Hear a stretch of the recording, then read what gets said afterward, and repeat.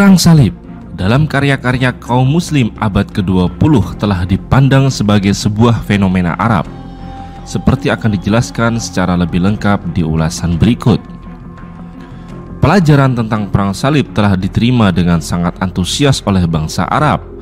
Beberapa sarjana Arab dan sarjana muslim kontemporer menilai dan menafsir ulang fenomena perang salib dengan sudut pandang sejumlah pengalaman yang terjadi belakangan ini, seperti kolonialisme, nasionalisme Arab, pembentukan negara Israel, kemerdekaan Palestina, dan kebangkitan fundamentalis Islam. Contoh khas tulisan tentang perang salib oleh ilmuwan muslim yang terbaru adalah karya berbahasa Arab dari Ashir yang diterbitkan pada tahun 1995 dengan judul Al-Jihad Al-Islami Diddus Solibiyin Wal Mughul Fil Asril Mamluk, atau Jihad Islam melawan tentara salib dan bangsa Mongol pada masa dinasti Mamluk. Buku tersebut tidak menekankan pada aspek penjelasan sejarah secara ilmiah mengenai persoalan tersebut, dan lebih ingin menggunakan sejarah Mamluk sebagai seruan bersama untuk berjihad menentang pemerintahan saat ini di Timur Tengah, terutama di Mesir. Ini merupakan sebuah gambaran dari sejarah yang ditulis oleh seorang muslim abad 20 yang paling mutakhir, yang dicirikan dengan muatan agenda politik yang eksplisit dengan mengajukan sebuah saran moral tentang suatu kejadian tertentu. Meski interpretasi ini memiliki validitas yang jelas pada abad ke-19 dan ke-20, tetapi ini sama sekali bukanlah gambaran lengkap tentang hal tersebut.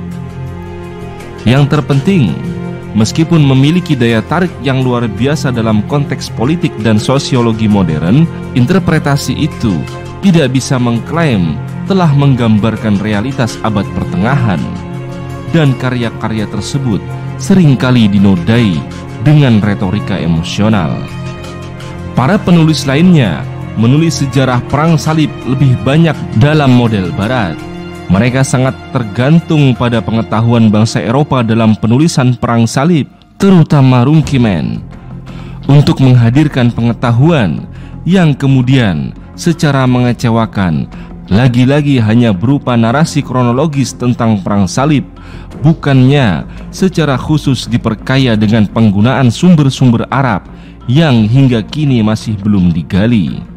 Contoh khas digunakannya pendekatan model barat semacam ini adalah karya 2 jilid seorang sarjana Suriah, Zakir, berjudul Al-Hurub As-Solibiyah atau Perang Salib. Buku ini mengecewakan. Lembaran-lembarannya hanya berisi narasi yang panjang dan sedikit interpretasi tentang peristiwa-peristiwa perang salib. Tulisan karya sejenis yang disusun oleh Al-Marwi dengan judul yang sama dan diterbitkan di Tunisia pada tahun 1945 hanya memberikan sedikit manfaat. Harus dikatakan bahwa yang pasti para sejarawan yang bahasa ibunya adalah bahasa Arab sangat sedikit melakukan langkah perimbangan terdokumentasi yang bernilai baik yang didasarkan pada sumber-sumber berbahasa Arab mengenai perang salib dibandingkan dengan yang dihasilkan oleh para sejarawan modern barat abad pertengahan.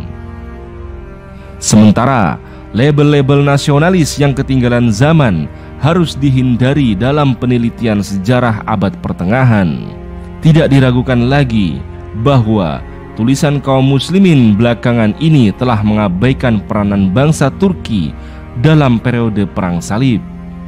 Penelitian tentang respon kaum muslimin atas kedatangan perang salib harus dilakukan di dalam konteks yang lebih luas mengenai peran yang dimainkan oleh dunia Islam Timur secara umum, dan khususnya memperhitungkan peran kemiliteran dan ideologis bangsa Turki yang baru mengalami proses Islamisasi dan bentangan warisan kekaisaran Saljuk di Suriah dan Palestina.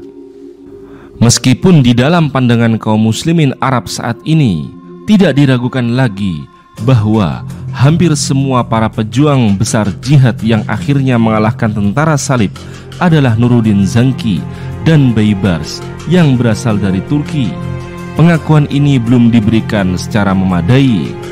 Barangkali karena kekuasaan pemerintahan Turki Utsmani selama berabad-abad yang menyusul berakhirnya Perang Salib.